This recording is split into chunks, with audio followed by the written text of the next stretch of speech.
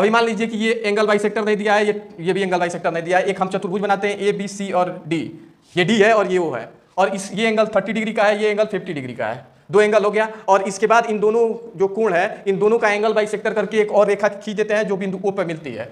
तो ये भी 15 डिग्री फिर बनेगा, ये भी 15 डिग्री बनेगा, फिर ये भी 25 डिग्री बनेगा, फिर ये भी 25 डिग्री बनेगा।